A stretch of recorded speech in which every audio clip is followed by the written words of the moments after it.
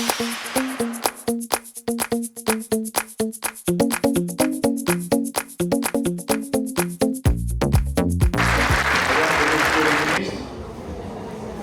et messieurs les ambassadeurs, mesdames et messieurs les représentants des États, des journaux et des organisations progressistes du monde entier, chers amis, chers camarades, bienvenue à vous toutes et vous tous dans ce village du monde de la fête de l'humanité, ce village qui est le vôtre, dont nous célébrons cette année le 80e anniversaire. Ce village est à vous. Ici, on converse et on cherche à refaire le monde. Nos paroles s'échangent, nos expériences se mêlent, nos actions unitaires se partagent et se développent, nos espoirs se croisent. Je tiens à vous remercier chaleureusement de votre présence et de l'amitié que vous nous témoignez cette année encore. Je tiens également à excuser momentanément mon ami Pierre Laurent, secrétaire national du Parti communiste français, qui devrait nous rejoindre. Je salue la présence à nos côtés de Lydia Samarbat, qui est membre du secrétariat du Parti communiste français chargé des relations internationales et des questions internationales. Les langues, les coutumes, les religions parfois nous différencient. Les luttes pour le progrès prennent des formes originales selon les pays et les continents. Mais unis par notre humanité commune, par des liens d'amitié indéfectibles et par l'espoir d'une émancipation humaine enfin réalisée, nous nous retrouvons chaque année avec le même plaisir, la même émotion et la même combativité. Oui, cet esprit fraternel nous rapproche, éveille notre curiosité, abat les différences, il est notre langue universelle. Nous formons rassemblés ici l'international de la liberté, de l'égalité et de la fraternité. Nous ouvrons les portes d'un monde cadenassé par les intérêts particuliers. Notre combat a pour but l'humanité qui existe si peu dans la turbulence d'événements souvent tragiques et dans le clair-obscur des crises et d'espaces de notre monde. L'humanité pourtant possible, tant sont formidables les progrès scientifiques, du numérique, d'Internet, de la médecine ou de la technique. Il appartient au peuple, il nous appartient de les mettre au service du bien commun et obtenir que l'argent et l'intelligence soient enfin orientés vers un nouveau projet humain, social, démocratique et écologique au lieu d'être accaparés par la finance et une caste de prédateurs. C'est tout le paradoxe de la mondialisation telle qu'elle se manifeste. Elle rapproche les peuples et pourtant elle les éloigne. Elle offre des perspectives enthousiasmantes de changement, autant que le spectacle désolant des guerres, des injustices et des inégalités galopantes, des famines et des guerres. Oui, il existe dans notre monde les ferments d'une alternative à l'égoïsme des nations, à la guerre et au pillage, au désastre écologique, à la concurrence de tous contre tous. Nous pouvons ici en témoigner. Chers amis, les convulsions dramatiques du monde ont pris ces derniers temps le visage d'un enfant sans vie, rejeté par la mère et l'égoïsme. Elles ont le visage de ces milliers de réfugiés qui fuient les camps d'horreur et viennent dans des embarcations de fortune, au péril de leur vie, sur les côtes de l'Europe, chercher le refuge que l'humanité leur doit. Nous sommes du vaste mouvement qui en Europe exprime en termes concrets la solidarité avec les réfugiés, les bras ouverts par ces milliers d'Allemands et d'Autrichiens, ces invitations partout en Europe et ici en France, avec des municipalités, des associations, des syndicats comme la CGT, à partager un destin commun, réchauffe autant nos cœurs qu'il stimule nos consciences. Quel contraste avec ceux qui, dans notre pays à droite, notamment l'ancien président de la République, qui chemine désormais en covoiturage avec l'extrême droite et semble n'avoir qu'un tout petit cœur, et encore un petit cœur trempé dans un acier de couleur très brune. Ce n'est pas en montant les murs et des barbelés à la fois immondes et dérisoires, ou en triant les êtres humains selon leur religion, et maintenant en classifiant les réfugiés en catégories qu'on pourra se mettre à l'abri des malheurs du monde. Car un tsunami de souffrance et de malheur là-bas ne fera jamais une onde de bonheur ici. C'est abject.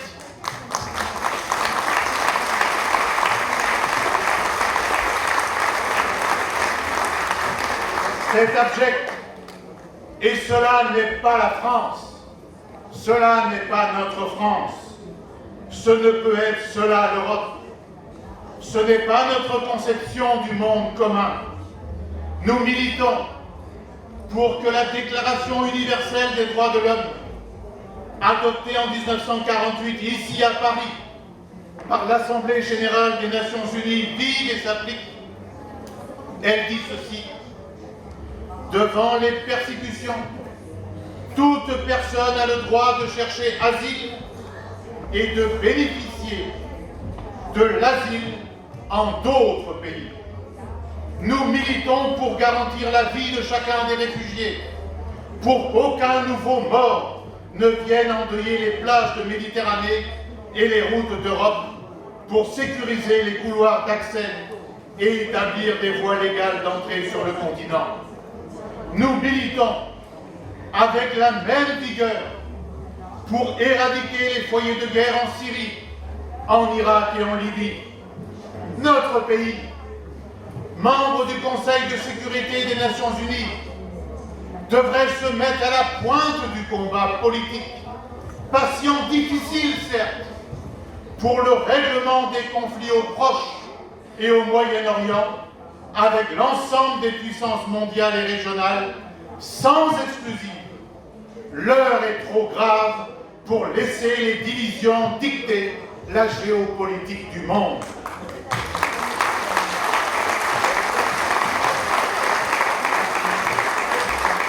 Nous militons pour que la France et l'Europe s'engagent dans de vraies politiques de co-développement.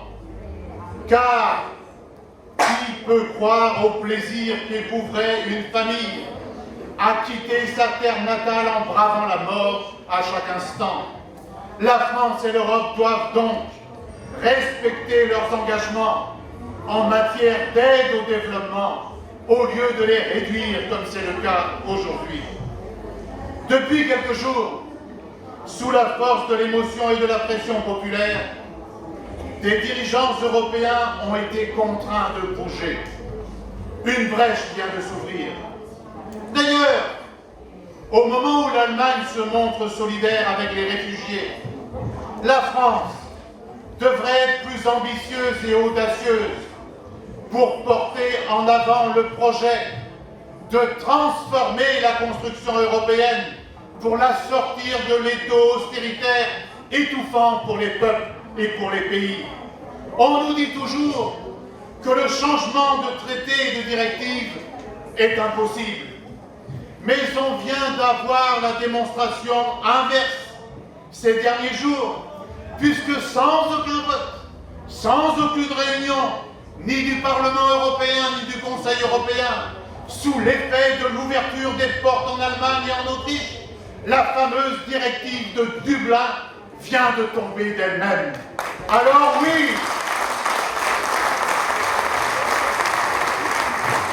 oui, on peut s'émanciper de ces directives et des traités antisociaux et antidémocratiques jusqu'à provoquer en Grèce cette crise humanitaire que nous connaissons.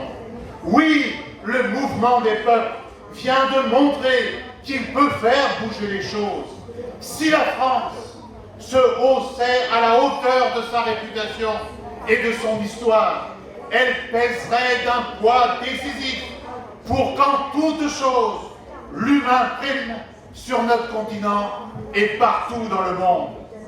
Chers amis, le drame des réfugiés est directement lié à l'émergence sur les ruines du Moyen-Orient, déchirées par les guerres impérialistes, du sinistre conglomérat d'illuminés fascisants de Daesh. Ces fanatiques qui prennent plaisir à détruire toute trace de la mémoire universelle de notre humanité en détruisant le patrimoine culturel de Palmyre, décapitent l'avenir en même temps, celui de cette jeunesse syrienne ou irakienne dont une bonne partie court chercher refuge sur les routes de l'Exode. Sans passé et sans avenir, avec l'étendard de l'obscurantisme pour seule bannière, ils sont nos ennemis, comme ils sont les ennemis de tous les partisans de la liberté.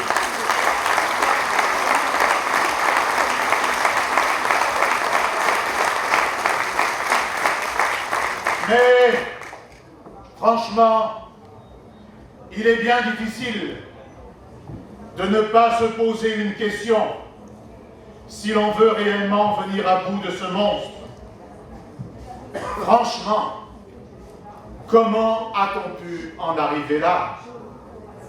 Le refus de reconnaître les droits des peuples, l'aide apportée par l'impérialisme américain aux pétromonarchies du Golfe pour mettre sous pression les mouvements de libération nationale, pour détruire les mouvements démocratiques, les syndicats, le mouvement national dans les pays arabes, les partis communistes, le chaos des guerres impérialistes pour le contrôle des ressources énergétiques ont favorisé la montée de ces intégrismes au Proche et au Moyen-Orient comme ailleurs, car l'impérialisme a considéré qu'il valait mieux créer ce monstre que d'avoir les forces démocratiques et de libération nationale.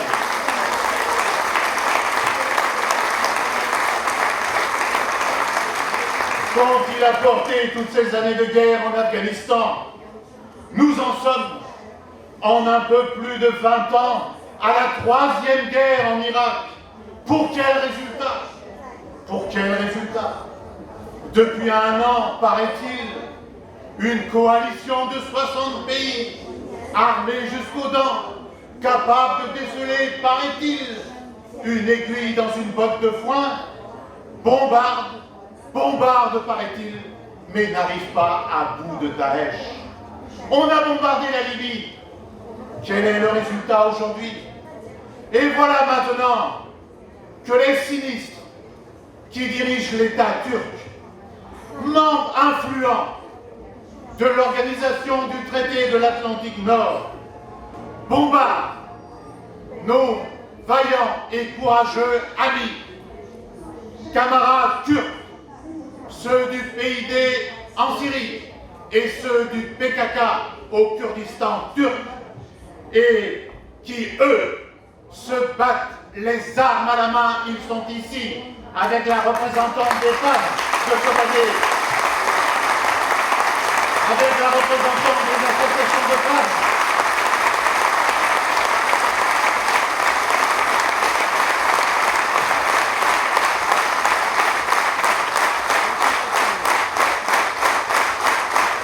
Chers amis, et transmettez ce message à vos camarades qui vivent des heures terribles, des heures difficiles. Sachez que nous ici, le peuple de l'humanité, nous ici les humanistes, les démocrates,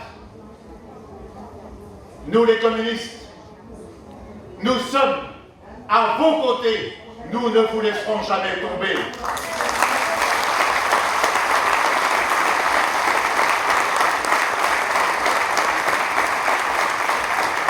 Et honte à ceux qui croient bon de vous considérer, vous, prétendument comme des terroristes, alors que c'est vous, les mains nues, les armes à la main, qui défendez les rues, les villages et les villes, les maisons contre les criminels. centre de Daesh.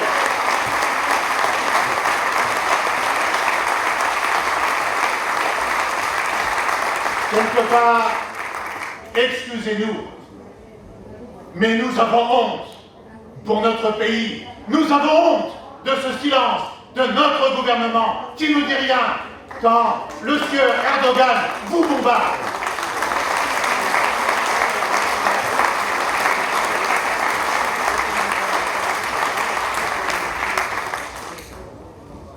Rien ne doit être négligé, rien, pour combattre et mettre à bas ces sinistres fascisants et emmener Erdogan à la raison. Lui qui, pour regagner les élections, incendie vos permanences depuis quelques jours, emprisonne les militants du PKK. Honte à eux. Nous demandons un mandat de l'Organisation des Nations Unies qui vous associe, qui associe toutes les forces démocratiques pour qu'enfin on sorte de cette impasse meurtrière. Heureusement que dans ce sombre paysage, l'accord nucléaire signé avec l'Iran est une petite lueur, une nouvelle lueur. Mais il aura fallu 14 ans de négociations pour y parvenir. Preuve qu'à force de ténacité, on peut aboutir, on peut avancer. Au Proche-Orient, comme partout, agissons pour que les intérêts de tous les peuples soient respectés et que des solutions équitables et forcément nouvelles soient trouvées. Car on ne reviendra pas à la situation précédente. Il ne peut y avoir de solution durable au Proche-Orient sans que la paix ne soit rétablie en Syrie et qu'une transition démocratique soit mise en place avec toutes les parties prenantes dans ce pays. Il ne peut y avoir de solution durable au Proche et au Moyen-Orient tant que le peuple palestinien puisse enfin disposer d'un État. Nous sommes, Monsieur le ministre, chers camarades, chers amis de Palestine, à vos côtés pour qu'enfin vos droits nationaux soient reconnus.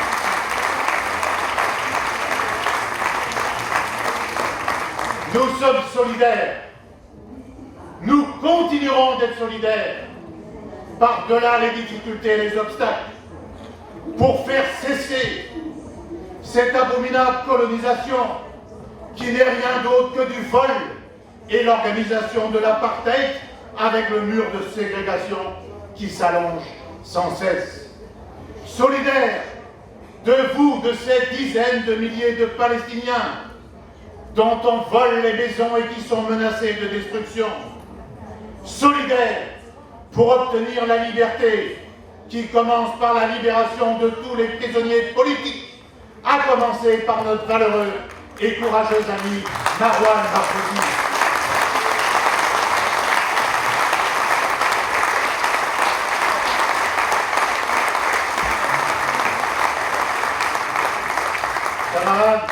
Camarades ministres, je sais les difficultés que vous traversez en ce moment même.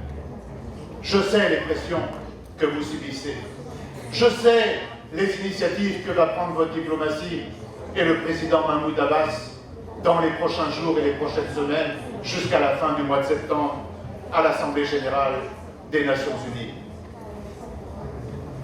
Redites-leur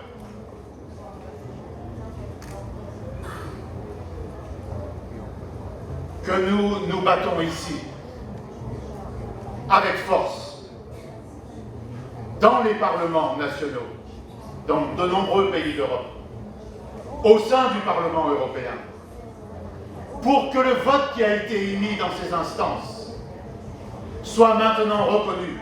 Nous nous battons pour que la promesse du ministre des Affaires étrangères française de prendre au cours de ce mois de septembre une initiative au Conseil de sécurité des Nations Unies pour qu'on reconnaisse l'État palestinien voit le jour. Vous pouvez compter sur nous.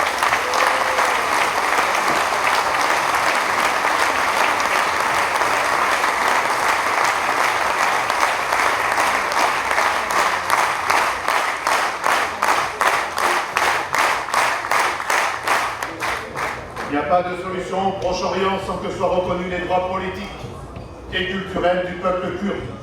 Pas de paix au Proche-Orient sans une aide massive au développement. Pas de paix sans la reconstruction d'un État laïque et démocratique en Irak. Pas de paix sans la dénucléarisation de cette région du monde. Nous restons fidèles à ce fort questionnement de Jean Jaurès. Donner la liberté au monde par la force est une étrange entreprise, pleine de chances mauvaises. En la donnant, on la retire. Cette démarche, où le seul sort des armes ne peut décider de l'avenir des peuples, vaut aussi pour l'Afrique. Ce continent si proche, où les forces terroristes veulent imposer la loi. Nous avons un devoir particulier de solidarité envers vous, envers les peuples africains, les forces démocratiques et progressistes en Afrique, car nous avons à votre égard une dette, un devoir de réparation.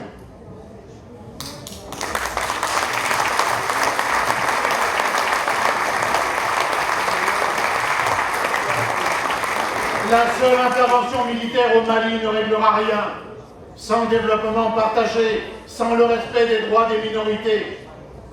Partout, dans ces crises ravageuses, se trouvent posées les questions du développement de la justice, du partage des richesses, de nouvelles coopérations, inséparables du besoin de démocratie, de liberté et de souveraineté populaire.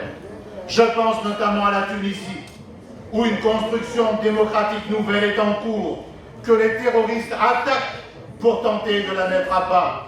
Nous adressons au peuple tunisien nos plus fraternels encouragements à persévérer dans la voie qu'ils ont choisie.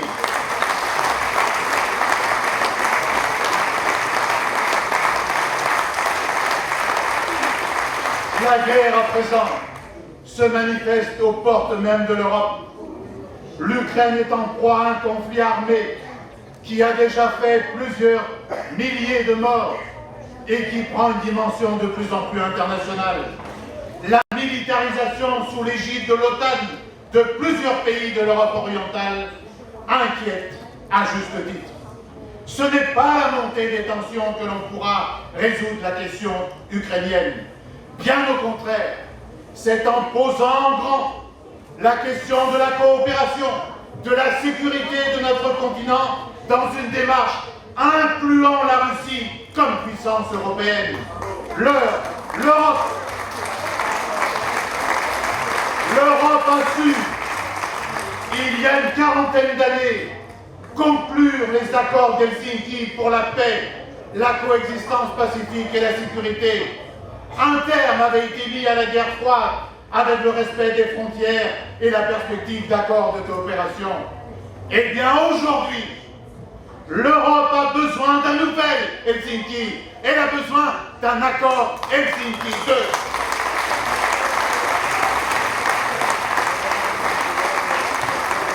C'est dans ce cadre que l'on pourra trouver une issue, juste en Ukraine, où le droit des minorités, comme le respect des frontières, seront reconnus. Ce qui suppose que soient abandonnés les projets portés par les institutions européennes et les bases de l'OTAN dans la région. Notre pays serait bien inspiré d'agir pour la dissolution de cette machine de guerre qu'est l'OTAN au service des intérêts étriqués d'une poignée d'États occidentaux.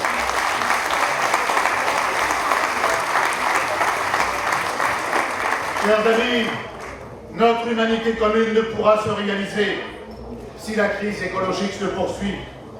Nous souhaitons vivement que les citoyens du monde puissent se saisir de la conférence mondiale sur le climat qui va se tenir à quelques mètres d'ici, dans 12 semaines. Des engagements doivent être pris, mais surtout, ils doivent être tenus, car la situation est préoccupante. Sans effort élevé pour réduire nos émissions de gaz à effet de serre, la hausse moyenne des températures va atteindre 4 à 6 degrés d'ici la fin du siècle. En envisageant contre toute prévision une augmentation des températures de seulement 2 degrés. En 2100, le niveau des mers augmenterait de 75 cm à 1 mètre.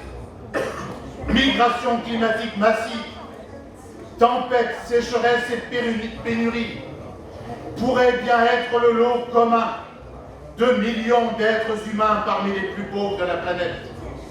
Tout commande une révolution de nos modes de production et de consommation. Tout commande de lutter contre les règles inégalitaires qui régissent le commerce international. À commencer pour arrêter ces discussions sur cet affreux projet de traité transatlantique entre l'Europe et les États-Unis.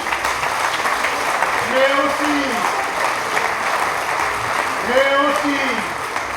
ce projet qu'on dit transpacifique, qui, comme par hasard, exclut la Chine. Mais aussi ce projet de libre-échange entre l'Europe et un certain nombre de pays de l'Afrique de l'Est, qui ne vise en fait qu'à continuer à vous mettre à genoux et à faire ici plus de chômage de pauvreté.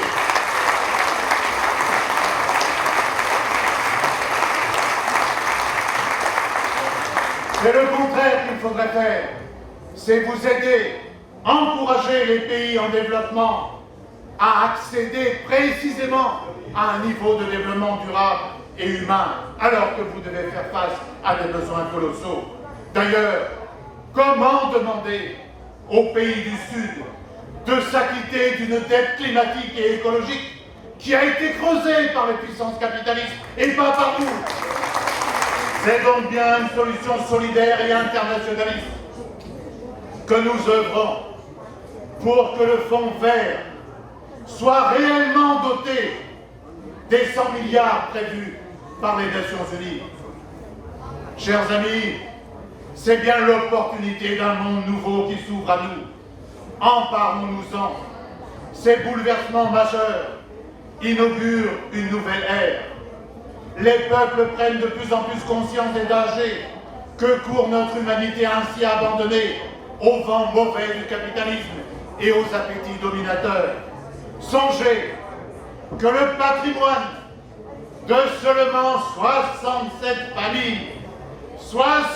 familles les plus riches du monde, équivaut exactement au patrimoine de 3,5 milliards d'hommes et de femmes.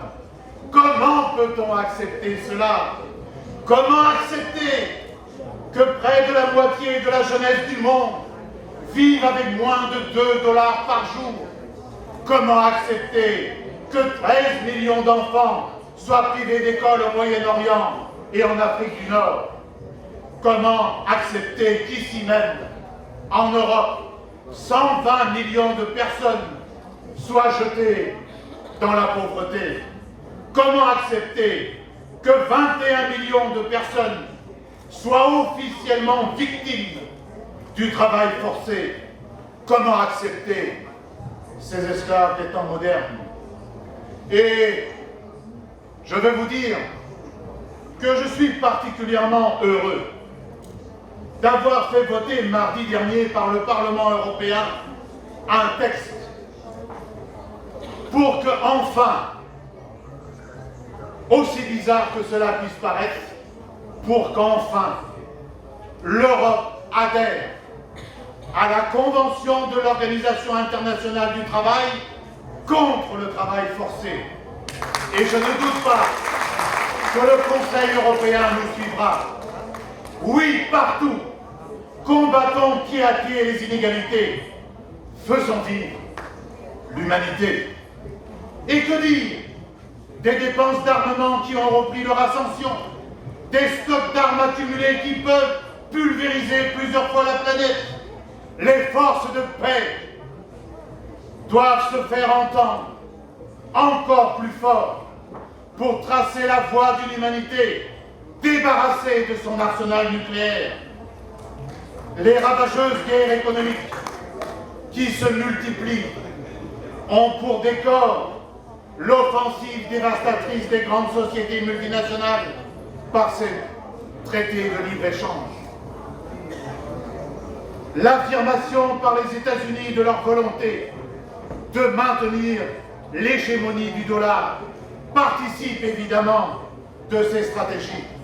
Eh bien, aux logiques de guerres économiques, opposons celles du co-développement, de la colocalisation des activités économiques pour un nouveau type de développement plus juste, plus écologique, plus durable et plus humain. L'eau, l'air, l'éducation, la formation, le logement, la protection sociale sont des biens communs de l'humanité auxquels l'accès doit être garanti à toutes et tous. Faisons de la mise en commun de ces biens et de leur gestion démocratique les fondements d'une nouvelle fraternité humaine. Seul le partage des pouvoirs, c'est-à-dire une nouvelle démocratie mondiale, le partage des richesses, c'est-à-dire l'amélioration des conditions de vie de chacune et de chacun, le partage des savoirs, c'est-à-dire l'accès de chacune et de chacun de nous à l'éducation, à la formation et aux résultats de la recherche, peut garantir la cohabitation de tous, peut garantir notre universelle humanité. C'est aussi cela que l'on nomme le communisme. Que de combats solidaires à mener ensemble pour y parvenir, pour changer partout et particulièrement en Europe, pour que l'Europe favorise un nouveau type de relations internationales. Encore faudrait-il qu'elle-même renonce en son sein à des rapports de colonisation, de domination, dont le seul but est de pérenniser des politiques d'austérité, des politiques assujetties aux seules exigences de l'économie dominante et aux exigences de la rente allemande. C'est inefficace et c'est dangereux. La situation faite à la Grèce est révoltante.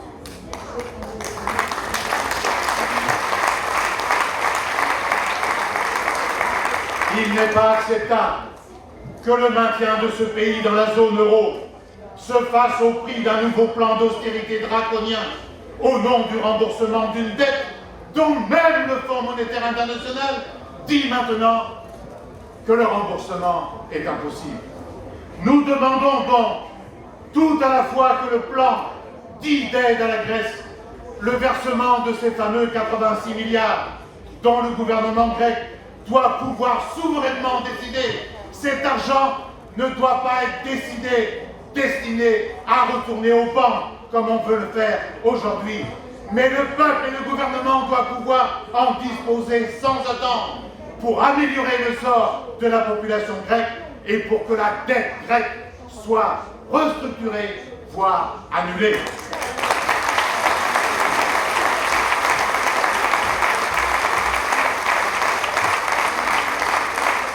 Avec tant d'amis européens, espagnols, portugais, italiens, allemands ou anglais, qui vont peut-être émettre un vote historique pour des idéaux de gauche aujourd'hui, au sein même du parti travailliste, eh bien, nous restons fidèles, solidaires du peuple grec, aujourd'hui comme hier. L'addition des forces qui contestent l'austérité commence à faire trembler les tenants du statu quo et les gardiens du coffre-fort de la Banque centrale européenne.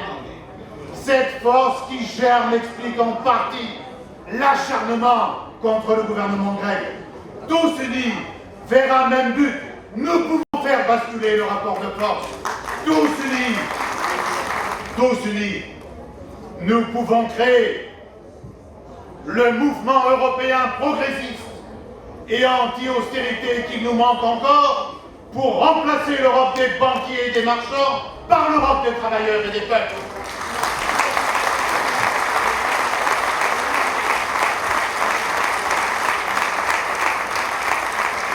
Chers amis, à l'instar du changement qui vient de se produire pour l'accueil des réfugiés, des forces poussent partout pour ouvrir les portes d'un nouveau monde qui ne demande qu'à éclore. N'est-ce pas d'ailleurs ce que dit à sa façon, et peut-être cela vous fera-t-il drôle, que je cite cela ici, mais je veux le dire parce qu'il participe de ce rapport de force positive.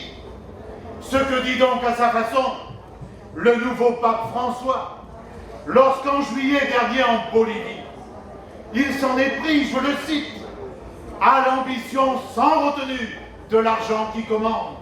Je le cite encore, au capital érigé en idole.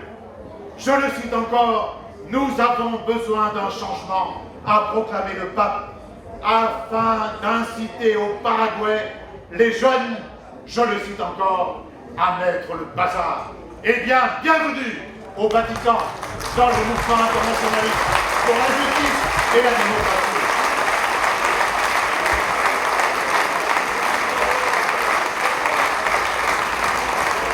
N'est-ce pas ce que soulignent à leur façon des pays comme le Brésil, la Russie, l'Inde, la Chine, dont je salue la grande délégation qui est venue nous rejoindre à la fête de l'humanité et qui a à quelques mètres d'ici un beau pavillon.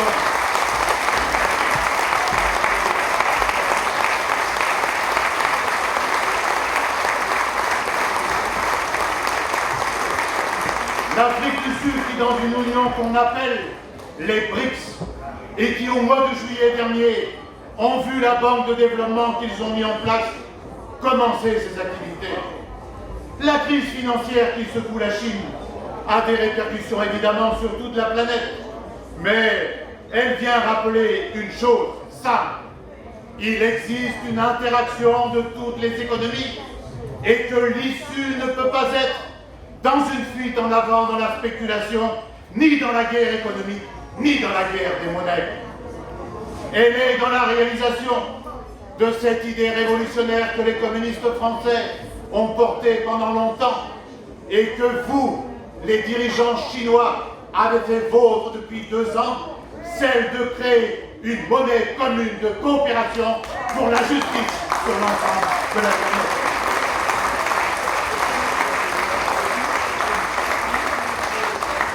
Oui, de toutes parts, d'Amérique latine, d'Afrique, d'Europe, des forces se lèvent pour un nouvel ordre du monde plus juste et plus démocratique, plus fraternel, plus responsable face aux dangers qu'encourt la planète. Nous nous adressons de cette fête de l'humanité un salut fraternel au peuple cubain qui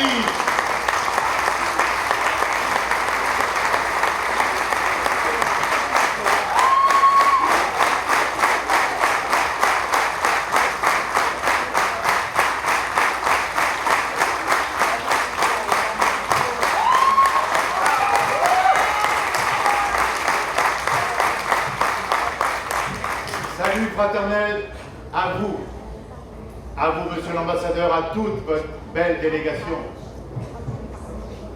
qui, à force de détermination, de courage, d'une longue lutte, vient de gagner une place nouvelle dans le concert des nations, en renouant des relations diplomatiques avec, je crois, désormais le monde entier, dès lors que ces relations ont été rétablies avec les États-Unis, mais maintenant, il faut qu'effectivement, dans le concret, on lève le blocus qui vous étrangle depuis des années.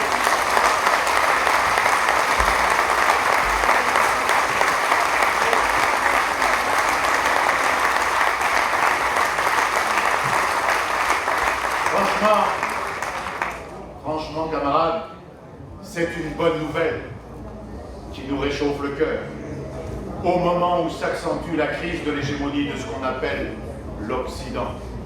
Notre monde commun a besoin d'une organisation des Nations Unies refondée, démocratisée, avec un rôle réévalué, où l'Assemblée Générale des Nations Unies aurait une place nouvelle.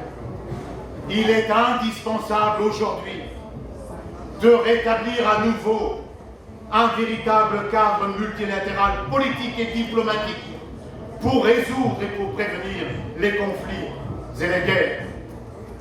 La démocratie, cette idée, bien que millénaire, est bien toujours un enjeu fondamental de ce nouveau siècle, de la capacité des peuples à prendre des décisions qui leur sont aujourd'hui volées dans la cage de fer des puissances d'argent, des banquiers et des dominants de ce monde, dépendra le sort de notre humanité commune.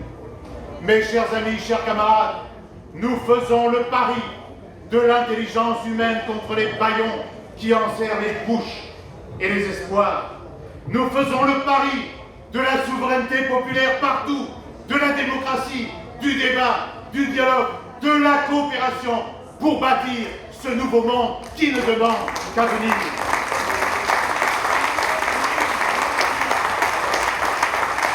Cette aspiration n'est pas nouvelle, mais je crois qu'elle appelle beaucoup de créativité de notre part, beaucoup de persévérance pour en dégager des chemins inédits.